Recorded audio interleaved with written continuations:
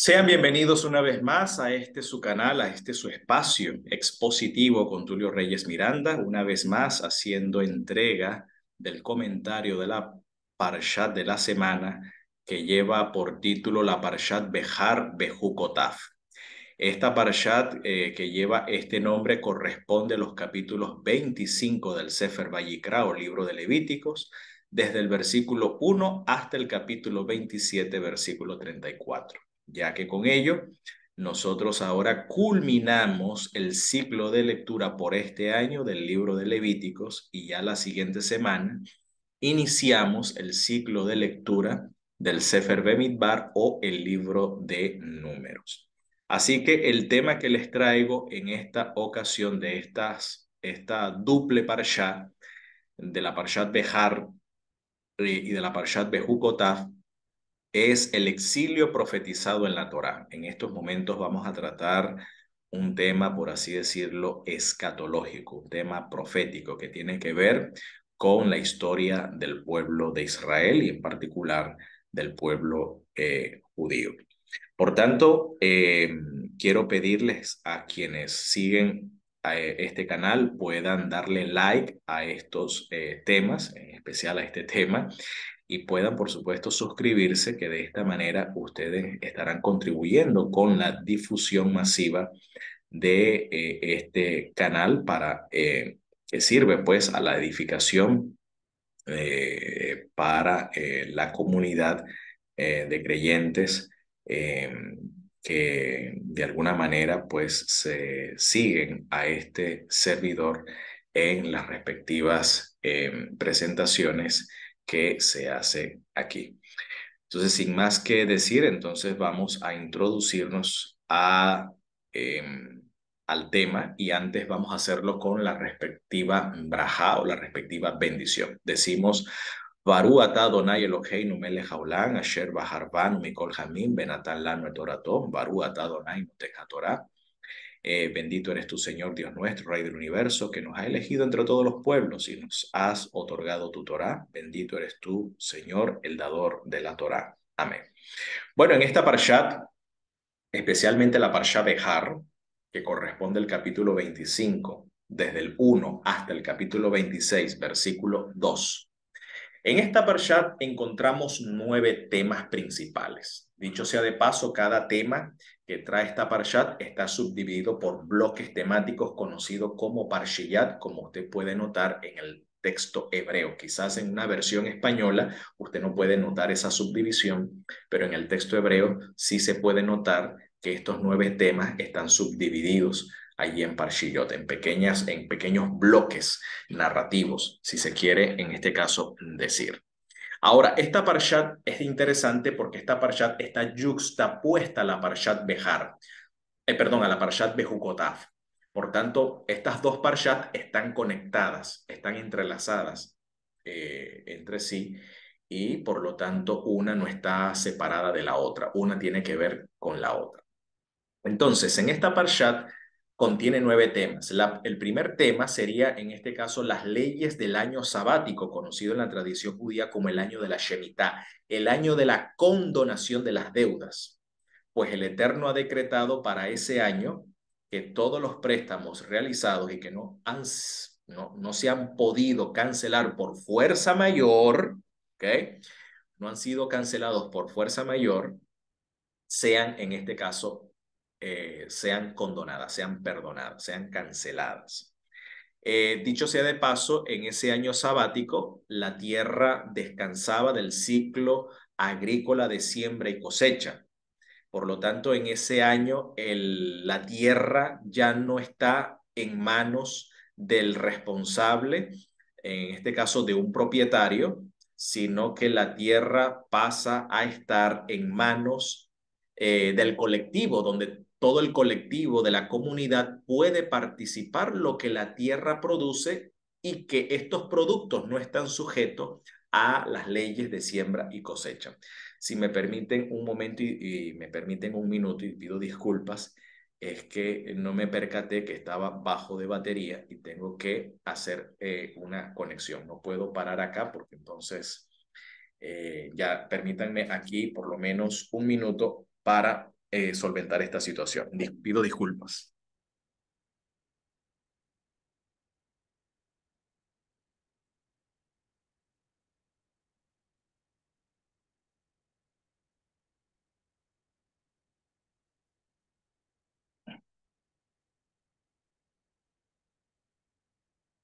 Ok, ya estamos de regreso.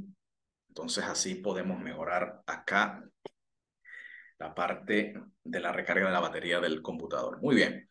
Entonces, estamos comentando que el primer tema a tratar es el año sabático, así que este año sabático requiere pues de que el propietario no es el dueño de la tierra, el dueño de la tierra es el señor y por lo tanto el teniente de la tierra es consciente de que él sencillamente es un administrador y por lo tanto los que la tierra produce debe servir al bienestar, en este caso, de la comunidad. Ciertamente el Eterno le concede al teniente 6 años para insufructuar la tierra, que esta tierra sería separada para él, es decir, lo que los productos rindan serían para su beneficio, pero aún así, esto tenía ciertas regulaciones como las leyes del diezmo, las leyes de las primicias, ¿ok? Que eran los impuestos, por así decirlo, asignados en la Torá para cierto grupo de la comunidad, como los sacerdotes, como los levitas, por supuesto la viuda, el huérfano, etcétera, o el inmigrante, pero en el año séptimo la tierra pasaba al colectivo, es decir, todos podrían disfrutar y compartir los productos de la tierra y así entonces el pueblo podía dedicarse libremente en ese año al estudio de la Torá, no estar sujetos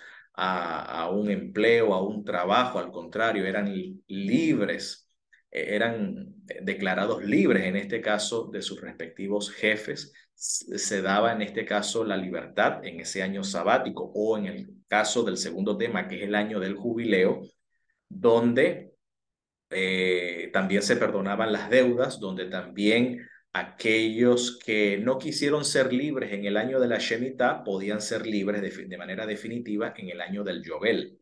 Y aquellos que habían perdido sus tierras porque habían incurrido en la pobreza y tuvieron que venderla o porque vendieron para algún negocio y el negocio salió mal y incurrieron en la pobreza, entonces las tierras les eran devueltas en el año del Yobel. Así que el Yobel es interpretado en la tradición rabínica como una alusión a la era mesiánica, al reino de Dios aquí en la tierra que consiste en justicia, alegría y shalom, bienestar en el Espíritu Santo. ¿Okay? Eso es, como dice Pablo, lo que define cómo es el Malhut Hashamayim, el reino de los cielos o la era mesiánica.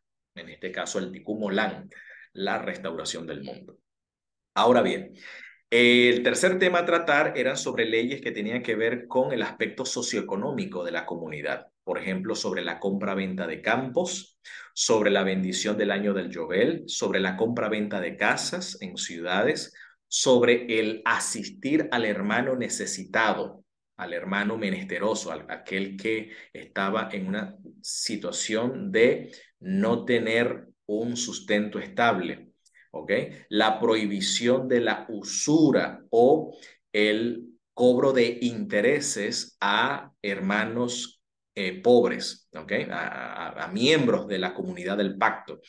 El trato humanitario a los empleados, a los siervos, sobre los siervos hebreos en poder de los gentiles. Cuando un siervo hebreo trabajaba para un siervo gentil, se hacía todo lo necesario para redimirlo. Ahí entraba la figura del Goel, del Redentor.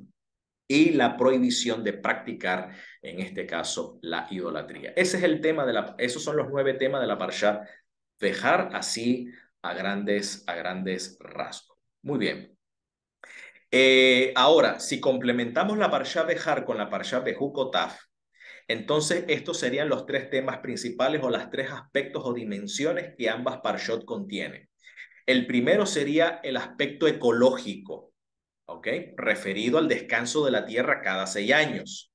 Bueno, hoy en día la sociedad occidental, bajo la influencia de la filosofía económica o de la doctrina económica del capitalismo o neocapitalismo, prácticamente comete abusos y atropellos con la tierra, especialmente aquellos empresarios agrícolas, aquellos que se dedican a la industria agropecuaria, someten a la tierra a abusos con el uso de fungicidas, plaguicidas, fertilizantes químicos, donde prácticamente a la tierra no se le da respiro, se explota la tierra hasta no más poder y a veces empleando, no respetando el ecosistema natural.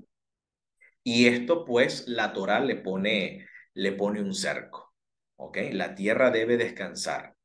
Por lo menos la Torá plantea, y eso que en aquella época a lo mejor no existía aquellos instrumentos que hoy en día se emplean, hablando de métodos de control de plagas, ¿no? Y de malezas.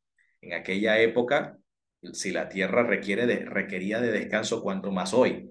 Entonces, la tierra debe tener su respectivo descanso para la recuperación de sus respectivos minerales y también porque lo que la tierra produce en su ciclo natural debe ser compartido. Así que aquí se le pone cerco a la codicia y a la ambición del propietario. Aquí el propietario aprende a compartir, no solamente compartir durante los 6 años de producción, devolviendo los diezmos y las primicias, sino que también aprende a compartir de que ya en el año séptimo lo que su propiedad producía ya no era suyo, era del colectivo. Así que él tenía la responsabilidad de compartir con aquellos que estaban en desventajas dentro de la comunidad donde más cercana a él pudiera él, en este caso, interactuar. Pero el primer contenido sería un contenido de ecología, ¿no? De respetar la biodiversidad, en este caso, de la tierra.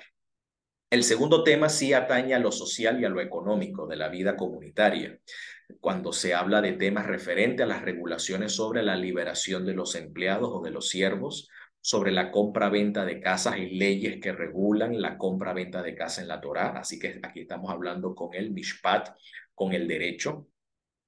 Estamos hablando, también se habla sobre la ayuda al necesitado, aquellos que están en más de ventaja económica y social, sobre la recuperación de la tierra. Y fíjense, sobre la ayuda del necesitado no es sencillamente darle dinero a alguien, no.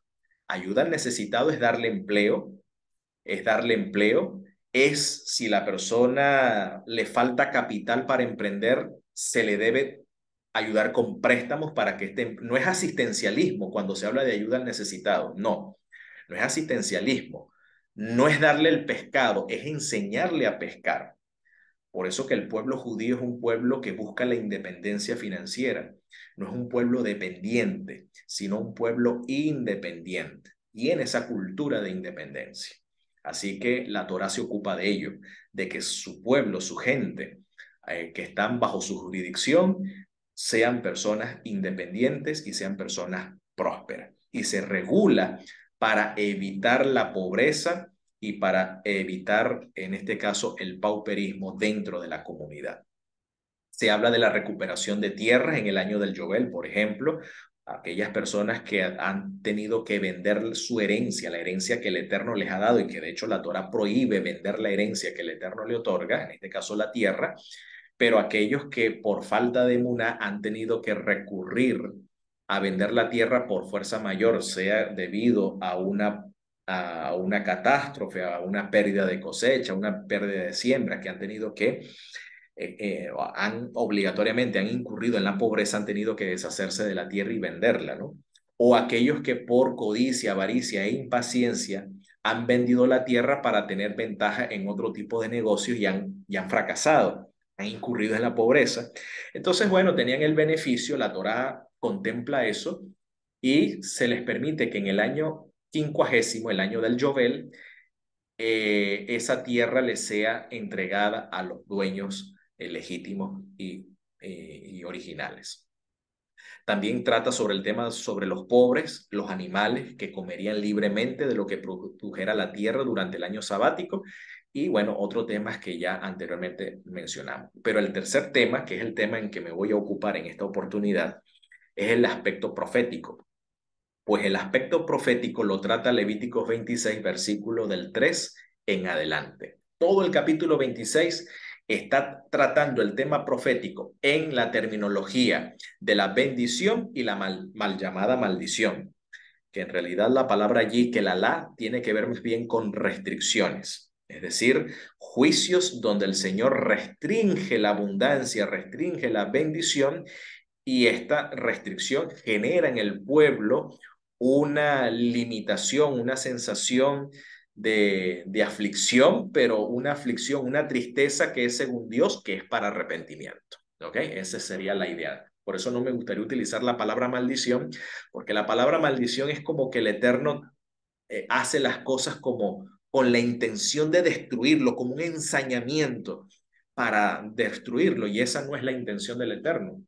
Lo que vemos en la Torá más bien es que el Eterno sí crea situaciones adversas, pero estas situaciones adversas, como ya más adelante vamos a especificar, tienen la intención de que el pueblo enmiende sus caminos y entonces así pueda recuperar el favor del Eterno.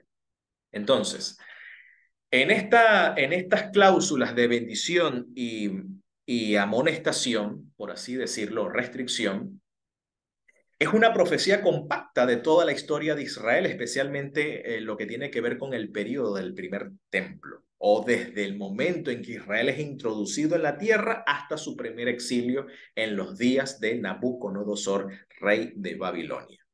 Así que la manera como la profecía se desarrolla está sujeta a la conducta del pueblo de Israel, porque el Eterno es fiel a su pacto, pero de acuerdo a los términos del pacto en el Sinaí, el pueblo también tiene parte en este pacto, y es que el pueblo se comprometió en llevar a cabo todo lo que el Eterno en este caso diría para ellos.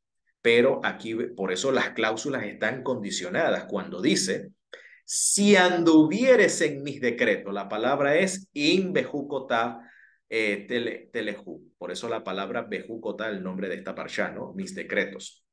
Noten la cláusula condicional im, es decir, que esta cláusula condicional obedece a los términos pactuales en el monte Oreb, de que ese pacto era un pacto condicional. Es decir, el Eterno responde con fidelidad a su pacto, pero también los beneficios, los acuerdos de beneficios para el pueblo estaban sujetos también al compromiso que el mismo pueblo había prometido y había juramentado ofrecer, y era ser fiel a su Dios. Pero esta fidelidad, lamentablemente, en la historia no se dio, y por lo tanto Israel, en vez de cosechar las bendiciones que estaban aquí contempladas en el pacto, cosecha más bien son las restricciones, culminando esta restricción lamentablemente con el exilio. Por eso entonces el texto dice, si anduvieren en mis decretos y guardan mis mandamientos y los pusieren por obra, entonces yo daré su lluvia en su tiempo y la tierra dará su fruto. Noten. Es decir, si ahora, lo interesante aquí es que esta palabra jukotaf está yuxtapuesto a la parsha anterior, que es la parsha Bejar. Así que los decretos que aquí el texto está hablando tiene como contexto inmediato lo que la parsha anterior venía hablando, las leyes del año sabático, las leyes del jubileo. Es decir, si el pueblo respeta las instrucciones del cuidado ecológico de la tierra, es decir, el Eterno enviaría la lluvia en su tiempo, y la tierra dará su fruto, y el árbol del campo dará su fruto. La trilla os alcanzará la vendimia alcanzará la sementera, y comeréis vuestro pan hasta saciarse. Es decir, ustedes tendrán abundancia, no van a pasar necesidad. Y habitarán estables, seguros en la tierra, porque yo daré shalom en la tierra, daré bienestar y prosperidad en la tierra. Es decir, que esta prosperidad, esta seguridad y esta abundancia que Israel disfrutaría estaría sujeto a que el pueblo con fidelidad pudiese llevar a cabo aquellos preceptos consagrados en la Parshat Behar, las leyes del año sabático y las leyes del Yobel, y por supuesto todo lo que compete en el ámbito de la tierra. Pero si el pueblo no atiende a esos a esos hukim, como dice aquí, si no me escuchan, pero si no me escuchan, noten la cláusula condicional, entonces, y no hacen todos estos mis mandamientos, es interesante que en el hebreo la palabra hamitzvot, que viene del singular mitzvah, significa conexión. Es decir, aquellas instrucciones que están conectadas al Eterno y están conectadas al pacto. Por tanto, el desatender las mitzvot, tú estás cortando con el cableado, por así decirlo, que te conecta al pacto y te conecta al Eterno. Esa es más o menos la idea de mitzvot. Ahora, estas mitzvot tiene dos tipos de mitzvot. Están los mitzvot de tipo hukotab, ¿ok? Y las mitzvot de tipo mishpatah, es decir, o mishpatim. Los hukot o los hukim son aquellas instrucciones que tienen que ver con el ámbito, no digamos irracional, sino que contradice a la lógica humana. Por ejemplo, es un desafío en este caso, la ley de la Shemitah o del año sabático, es un desafío para el pueblo porque, oye, si el pueblo no siembra, no come. Y ahora el Eterno da una restricción de cesar por todo un año de cesar la siembra, por lo menos aquellos productos que están sujetos a la ley de la siembra y la cosecha, como la cebada, el trigo, así como, por lo tanto, celebrar, por ejemplo, como el pueblo iba a celebrar la fiesta del Homer y celebrar la fiesta de las primicias en el año séptimo, si en el año séptimo no se siembra. ¿Ok? Así que allí parece ser que los sacerdotes se daban de baja o de vacaciones en ese año, al parecer, porque en ese año no había siembra. El pueblo tenía que alimentarse y subsistir con lo que la naturaleza o de los árboles frutales o de lo que la naturaleza pudiese producir de manera natural sin la intervención de la mano humana. Así que los hukim son aquellos preceptos que van en contra de la lógica porque el Eterno no ha revelado la intención de este mandamiento y requiere entera emuná de parte del pueblo para llevar a cabo este precepto. Así que prácticamente los hukim tienen que ver con las leyes religiosas, ¿ok? Aquellas leyes que regulan nuestra relación con el Eterno, aquellas leyes que regulan nuestra emuná o ponen a prueba nuestra emuná, si se quiere decir. Mientras que los misbot o aquellas conexiones de tipo mishpatim son aquellas sentencias judiciales, porque la palabra mishpat tiene una raíz de 3 letras, que es la palabra shofet, y shofet significa juez. Así que los mishpatim son las sentencias del juez, es decir, sentencias o decretos que regulan el orden de la vida comunitaria.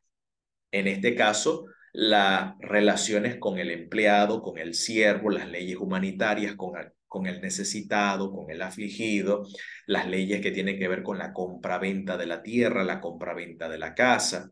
¿Ok? Cuando un judío, un hermano judío, un hermano hebreo, está trabajando para un siervo gentil, se debe hacer todo lo posible para que ese judío pueda ser rescatado de manos de aquellos que están trabajando para gentiles. Todo eso es el derecho. Por eso aquí la versión de la Biblia del Oso del año 1569 traduce perfectamente como mis derechos. ¿Okay? Es el derecho judío, la jurisprudencia hebrea, ese es el mishpat. Y el hok, en este caso, de hecho, los mishpatim eran legislados por los jueces, mientras que los hukim era legislado especialmente por los sacerdotes. ¿Okay? Es decir, los sacerdotes se especializaban en estos temas de hukim y los jueces y los reyes se especializaban en temas de mishpatim. El profeta trataba con todas las conexiones, porque el profeta era visto como el mensajero del pacto. O sea, su función es vindicar al pacto. Ahora bien, aquí entonces en el capítulo 28, Levíticos 26, versículos 14 al 18, está una lista de restricciones que el pueblo tendría como consecuencia de su infidelidad al pacto. Es decir, enviaría sobre ellos terror, extenuación, calentura o fiebre, que consuman los ojos, atormenten el alma y sembrarán en balde su semilla, porque sus enemigos la comerán.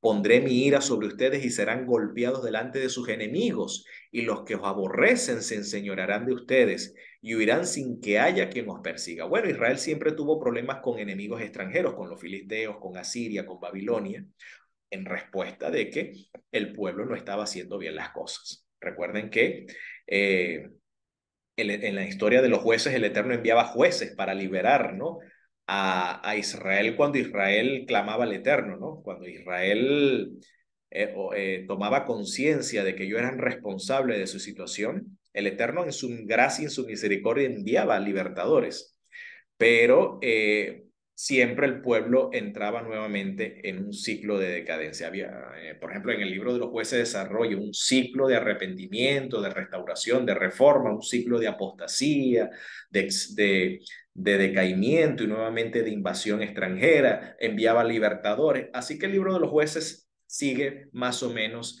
ese ciclo, igual primera y segunda de Samuel, con la apostasía de los reyes. Primera y segunda de Reyes, habían reyes justos, las cosas mejoraban cuando habían reyes justos, pero si habían reyes malvados que no hacían lo recto, hacían lo malo delante del Señor, entonces el Eterno enviaba una de estas calamidades para que el pueblo pues tomara conciencia y rectificara y por supuesto restaurara su fidelidad con respecto al pacto que estos habían cortado con el Eterno. Entonces, bueno, en Levíticos, por ejemplo, versículos 31 al 35 del capítulo 26, allí ya se predice el exilio y la razón del exilio.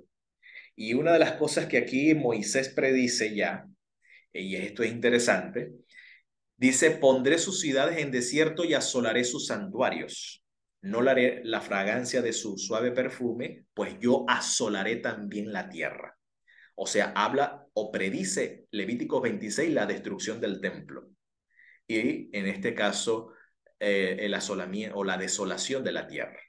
Bueno, aquí el término asolaré es la o la desolación que habla el profeta Daniel también. Aquí está mencionada ya en la Torá. Así que vemos que los libros de Daniel y los libros de Apocalipsis es el pie de página, por así decirlo, de Levíticos 26 y de Deuteronomio 28. Pero todo el fundamento de la historia profética en la Torá está en Levíticos 26 y en Deuteronomio 28. Si usted no entiende bien Daniel y no entiende bien Apocalipsis, vaya a Levíticos 26 y vaya a Deuteronomio 28, léalos, lea las secciones de las maldiciones y ahí usted verá toda la historia de Israel, en este caso sintetizada, encapsulada, comprimida, eh, eh, la historia profética del pueblo de Dios. Así que todo el escenario escatológico tiene su fundamento allí mismo en la propia Torá. Levíticos 26, Deuteronomio 28. Y ya vamos a ver cuál es la diferencia de los dos, porque hay una diferencia allí que más adelante la tradición rabínica nos va a dar una espectacular perla sobre esto. Entonces, dice, ustedes los esparciré por los gentiles, por las naciones, desenvainaré espada en pos de ustedes, vuestra tierra estará asolada y desierta sus ciudades. Entonces la tierra reposará sus sábados todos los días en que tuviese asolada. Noten, mientras ustedes estén en la tierra de sus enemigos, la tierra descansará, entonces gozará su sábado. Todo el tiempo que esté asolada, reposará lo que no reposó en vuestros sábados mientras habitaban en ella. Quiere decir que el tiempo del primer exilio, que fueron 70 años, como lo predice el profeta Jeremías, como ya vamos a leer acá, Jeremías capítulo 25, toda la tierra será puesta en soledad, en espanto, y servirán estos gentiles al rey de Babilonia 70 años. Quiere decir que estos 70 años de exilio que Israel, particularmente el pueblo judío, estuvo fuera de su tierra, 70 años, fue el tiempo en que Israel, desde que ingresó a la tierra de Israel, desde el desierto, allá en los días de Josué, hasta el exilio con su último rey de Judá, que era el rey Sedequías, hasta ese tiempo Israel no respetó 70 años sabáticos. Los 70 años representa que 70 años sabáticos el pueblo de Israel no respetó. Y noten, aquí el Eterno respetó el pacto, respetó el pacto, obligó a fuerza mayor al pueblo, los exilió, utilizando como instrumento al rey de Babilonia, el cual el profeta Jeremías llama a Babilonia mi siervo. Así llama a Nabucodonosor el Señor, me lo llama mi siervo, es mi instrumento, es mi agente. Entonces fue el instrumento que el Señor utilizó para traer reposo a la tierra, ya que Israel no respetó, abusó en este caso de la tierra. Entonces podemos ver que si uno respeta las leyes de la Torá, y esto debería los gobernantes, no solamente los líderes de las congregaciones, sino también los gobernantes, los políticos, si fuesen humildes y prestaran atención a la Torá, se resolverían las calamidades que hoy se azotan en el mundo. Por eso que la esperanza judía está en el Mesías, porque el Mesías haría que se cumpliera la Torá en todas las naciones. Y eso traería justicia y paz a todas las naciones. Es decir, que como dice Moisés el profeta, Moisés dice que la Torá es nuestra sabiduría y es nuestra inteligencia delante de los ojos de todos los pueblos. Es la sabiduría y la inteligencia para la paz, para el bienestar y para la prosperidad. Pero como no se le presta atención a la Torá, pues sufrimos las consecuencias, y por eso que hoy en día el mundo vive con tantas injusticias sociales, con tantos problemas socioeconómicos, porque no se respeta, en este caso, los hukim, los mishpatim, que las misbot, es decir, las conexiones del Señor, ha dispuesto en este caso para nosotros. Estamos desconectados, no tenemos el cableado que nos conecta a la bendición y a la prosperidad, lamentablemente. Pero bueno, también vemos en segundo de Crónicas, capítulo 36, versículo 21, dice, para que se cumpliese la palabra del Señor por la boca de Jeremías, hasta que la tierra cumpliese sus sábados. Noten, porque todo el tiempo de su asolamiento reposó hasta que los 70 años fueron cumplidos. Noten, también lo menciona el autor de Crónicas. El autor de Crónicas, según parece ser la tradición, dice que fue Esdras, relata y menciona o confirma lo mismo que dice Jeremías y lo que dice la Torá. La razón por la cual Israel sufre el primer exilio, o una de las razones, una de tantas, porque también está la idolatría, está el incesto y está el asesinato, y la transgresión del Shabbat, del séptimo día de la semana, también lo menciona Jeremías 17. Una de las razones es que Israel no respetó los años sabáticos. Entonces, bueno, así que el exilio sirvió para traer descanso a la tierra.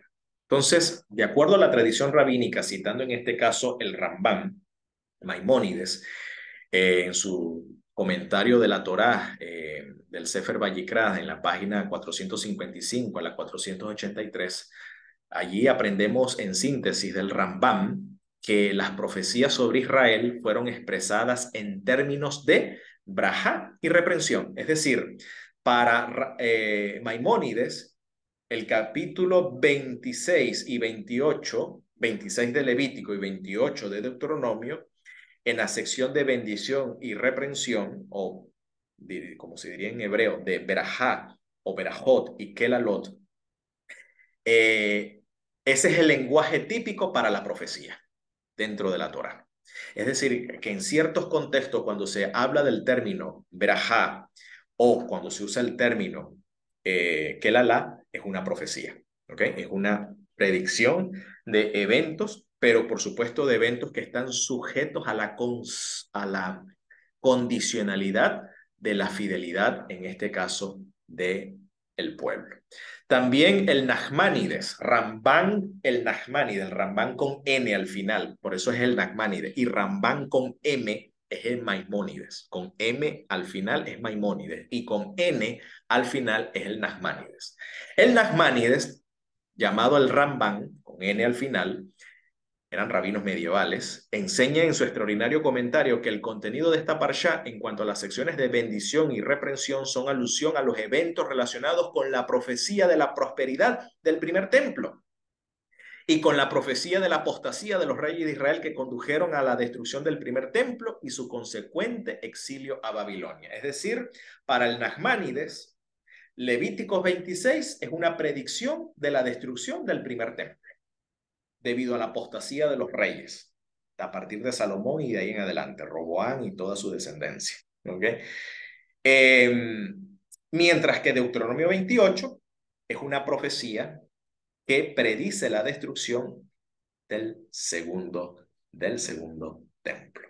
Así que aquí tenemos la historia de los dos templos, una en Levíticos 26 y la otra en Deuteronomio 28. Así que esto es interesante lo que estos rabinos han descubierto en sus 4 milenios de reflexión de estudios, en este caso de la Torá.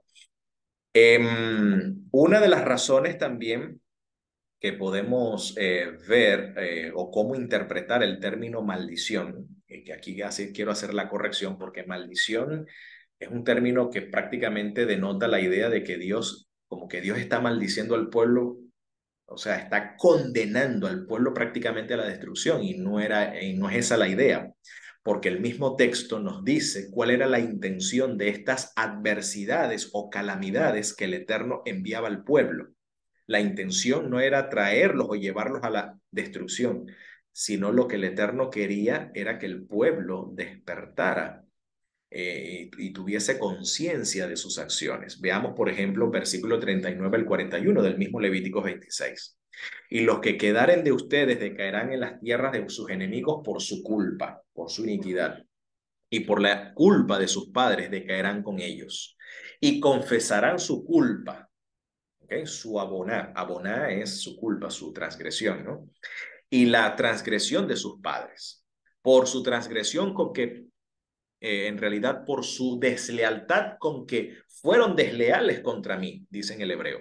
Y también porque anduvieron conmigo en oposición. Yo también habré andado con ellos en contra y los habré metido en la tierra de sus enemigos. Noten ahora.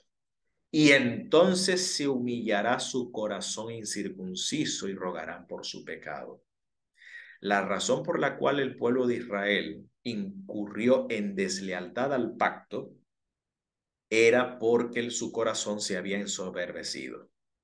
Y como dice la Escritura, el Eterno resiste a los altivos, a los orgullosos, y otorga gracia a los humildes. La intención de toda esta adversidad es que el Eterno, contra el altivo, con aquel de altivo de corazón, el Eterno lo que hace es resistirlo, trayendo adversidad. Es decir, no haciendo que sus proyectos y planes prosperen, sino que al contrario, eh, crea una situación de adversidad para humillar su corazón incircunciso.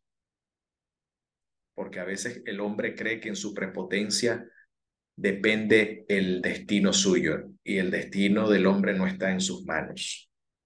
¿Ok? Está en manos del Eterno. Como dice el profeta Jeremías, no es del hombre el ordenar sus pasos, ¿ok? En cuanto a proyectos de prosperidad que cada corazón humano ambiciona. Eso no está en nuestras manos, está en manos del Eterno. Está en manos del Eterno. Como dice, por eso el rey David dice, deleítate a sí mismo en el Señor y Él concederá los deseos de tu corazón. Pero ¿en qué otra cosa se deleita el hombre justo? El hombre justo se deleita es en la Torá. Por eso dice el rey David, si tu Torá no hubiese sido mi delicia, ya en mi aflicción hubiese sido destruido. Entonces, la delicia del hombre justo, como dice el Salmo 1, y en su Torá murmura, está su delicia. ¿Okay? En la Torá del Eterno está su delicia y en su Torá murmura de día y de noche. Será como árbol plantado junto a corrientes de aguas cuya hoja no cae y da su fruto a su respectivo, en este caso, a su respectivo tiempo. Entonces, El corazón incircunciso es algún corazón alejado de la Torá, que no ve en la Torá, no ve en la palabra del Eterno, no ve ningún motivo de deleite, ningún motivo de sabiduría, ningún motivo de entendimiento o de utilidad para, en este caso, para su vida. Pero entonces el Eterno trae la adversidad. Fíjate que vemos que la adversidad es un elemento de redención. El Eterno trae la adversidad para redimir al hombre, porque esto humilla el corazón incircunciso y así entonces mueve a la persona, como dice aquí, a rogar por su pecado. ¿Ok? A rogar por su pecado. Entonces, esto es interesante. Entonces, la palabra que la no es maldición. Más bien sería como una restricción, un juicio restrictivo. El Eterno restringe la bendición trayendo adversidad, pero la adversidad tiene como intención, el Eterno la direcciona, la usa para humillar el corazón incircunciso. ¿Okay? Para, en pocas palabras, para circuncidar el corazón. Señal que se muestra cuando éste reconoce que ha hecho las cosas mal y que pide, en este caso, la gracia del Eterno para que le perdone y también le dé el poder para vencer, en este caso, y rectificar lo que ha hecho mal. Ahora bien, esta profecía, esta predicción se cumple en los días de Daniel. Vemos en Daniel capítulo 9 cómo Daniel pide por su pecado y por el pecado de sus padres. Bueno, según lo que el mismo texto dice, ahí dice que Daniel rogó por su pecado. No sé si Daniel tenía pecado o no. Más bien la Biblia plantea de que Daniel era un hombre amado. Ahora, no sé si esto es sencillamente una declaración de humildad de Daniel que se identifica con su pueblo, o si realmente Daniel había incurrido en una transgresión, no lo sé, pero es lo que el texto en este caso señala. El punto es que Daniel ora, hace una oración intercesora a favor de su pueblo. Aquí vemos el cumplimiento de lo que la Torah dice, así que ese cumplimiento lo vemos allí en el libro de Daniel. Ahora bien, pero aquí hay otro tema interesante en esta parshat y que también es importante tomar en cuenta en la escatología, en la interpretación profética. Y es que en la escatología de la teología occidental, la escatología de la teología occidental ha sacado a Israel de la ecuación, porque han creído los proponentes de la escatología de la teología occidental que ya Israel no forma parte del juego, ya está fuera del juego. Este pueblo ha sido desechado.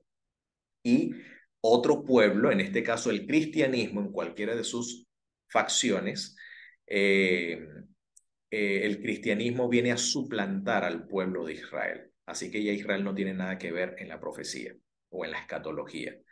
Pero no es eso lo que plantea Levíticos. Levíticos 26:42 dice, y yo me acordaré de mi pacto con Jacob. Es decir, a pesar de que el Eterno somete a su pueblo a la humillación para humillar su corazón incircunciso, aún así el Eterno no olvida su pacto. Note, yo me acordaré de mi pacto con Jacob y asimismo de mi pacto con Isaac y también de mi pacto con Abraham. Me acordaré y haré memoria de la tierra.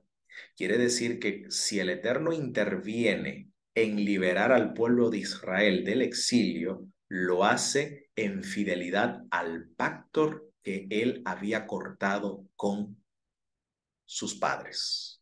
¿Ok? Con Abraham, con Isaac y con Jacob. Es decir, el Eterno está actuando en fidelidad a este pacto. Esto es interesante. Esto es la teología del pacto. Entonces, luego dice más adelante, versículo 44-45, y aún con todo esto, viene hablando precisamente de que Israel es llevado al exilio, Israel sufre allá en manos de sus enemigos, ellos humillan su corazón incircunciso, confiesan su iniquidad, confiesan su pecado. Aún con todo esto, dice, a pesar de que yo obré en oposición a ellos, mi providencia obró en oposición a ellos, dice, estando ellos en tierra de sus enemigos, dice, yo no los desecharé. Palabra, expresión que aparece en el Nuevo Testamento, especialmente en los escritos paulinos, en la epístola a los romanos, que ya para allá vamos a ir.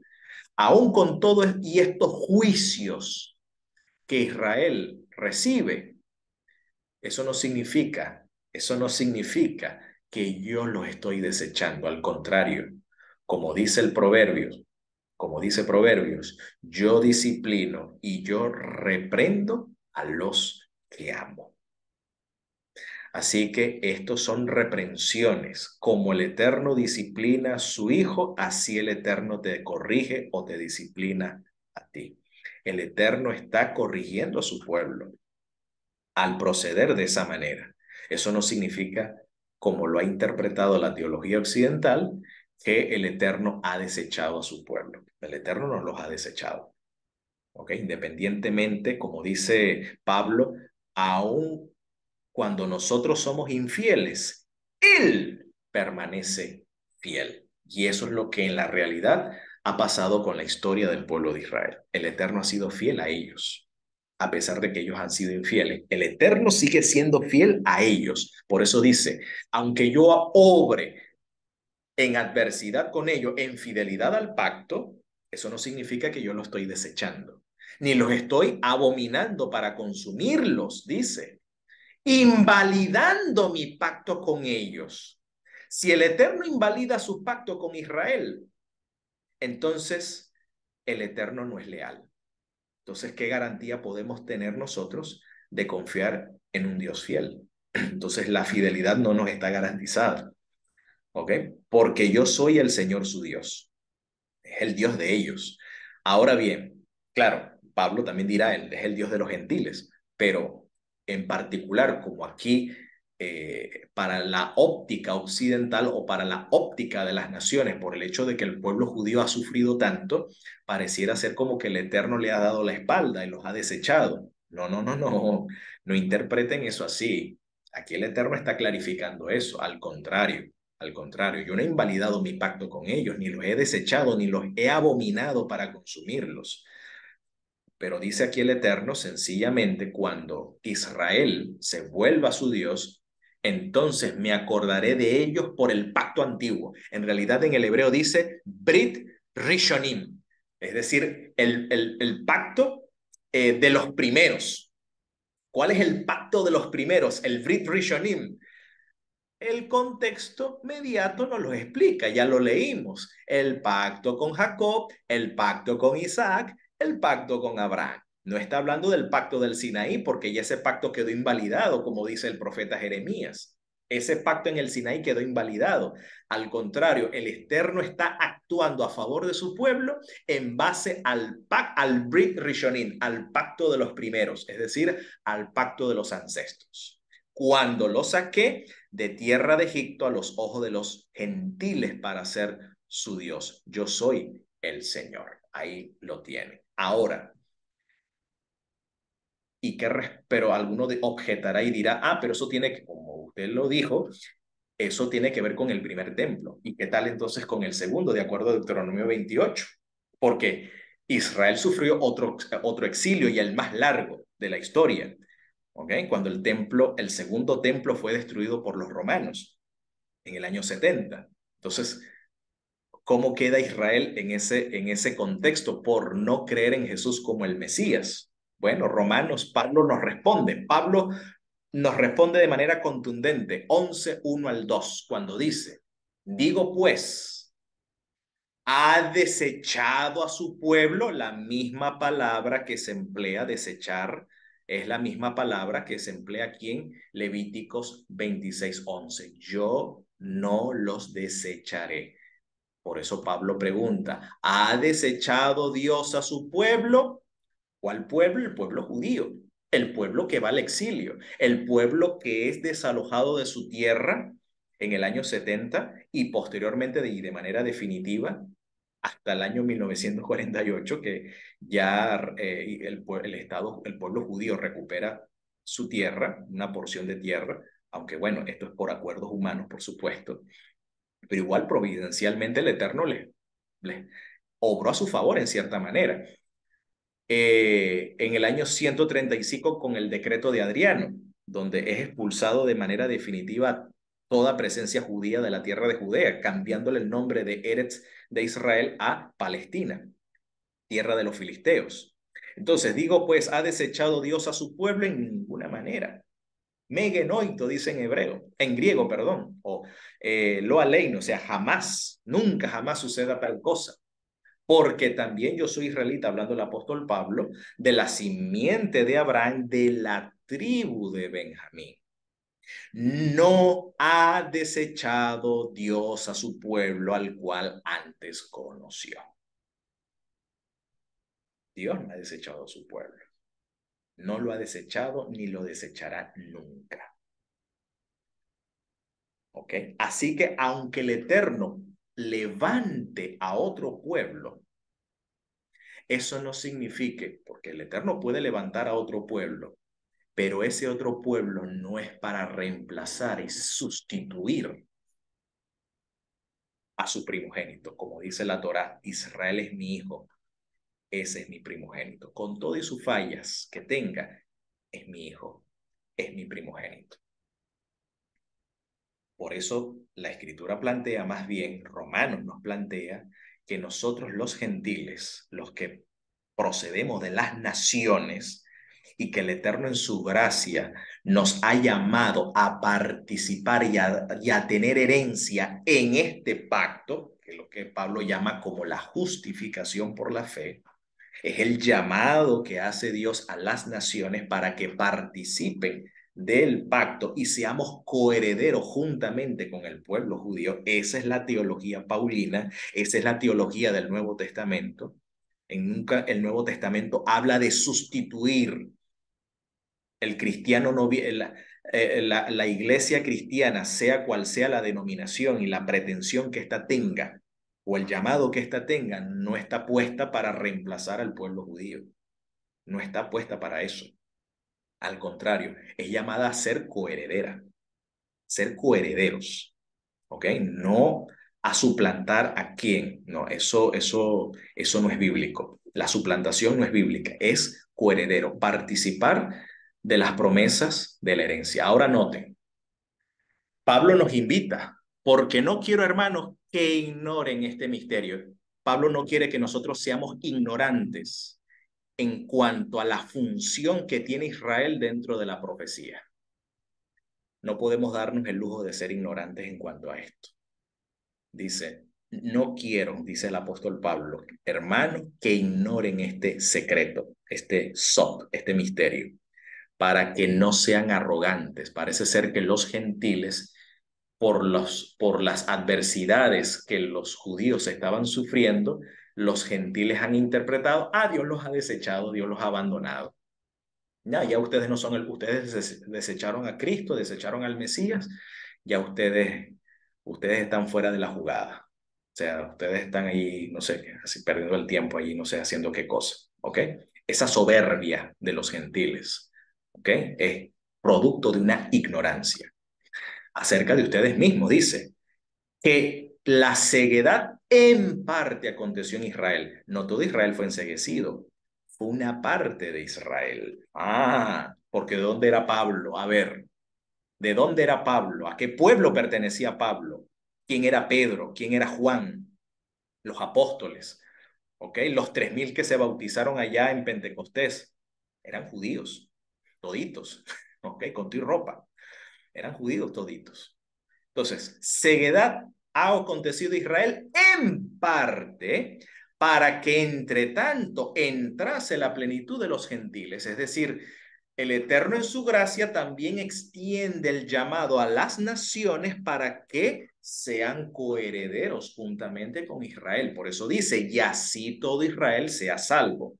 O sea, el Eterno está contemplando la redención y la salvación de Israel con un número de gentiles como coherederos de esa salvación. ¿Ok?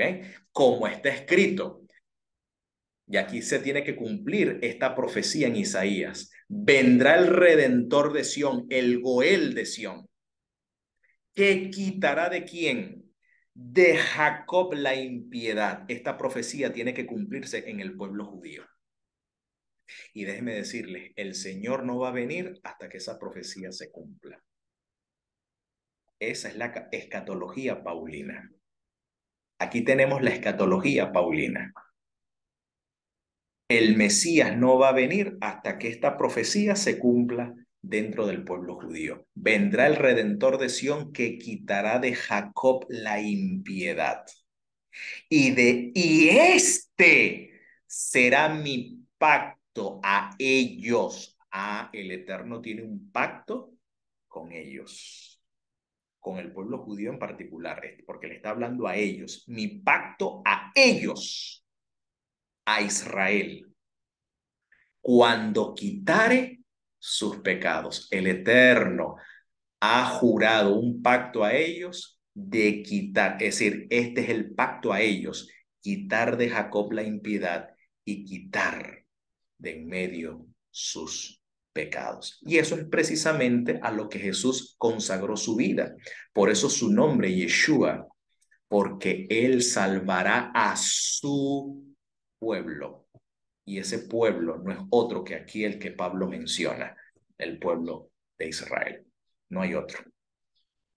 ¿Ok? No hay otro. Nosotros los gentiles, que también por misericordia, que no éramos pueblo y ahora somos pueblo en el Mesías, pero somos coherederos con ellos. Pero aquí Pablo está hablando de una profecía a ellos. Es decir, que Pablo está citando esta cita de Isaías 59 o 49, no recuerdo bien, ¿ok? Pero algunas Biblias pueden traer allí algunas notas del versículo que Pablo ahí está citando.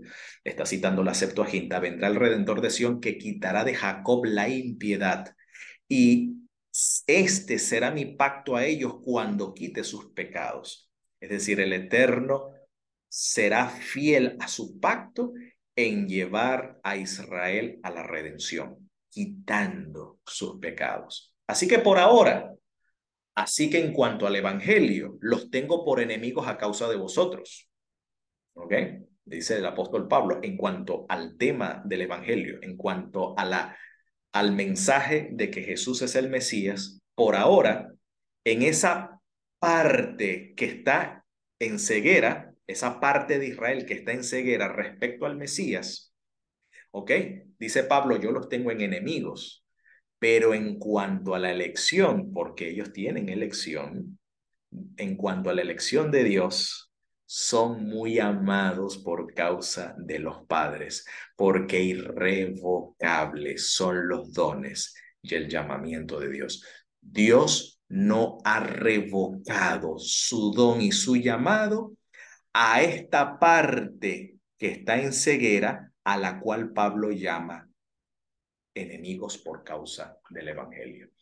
El Eterno no ha revocado su don y no ha revocado su llamado para con ellos. En resumen, Dios no ha desechado a su pueblo. Dios va a cumplir, y esta es la teología del pacto.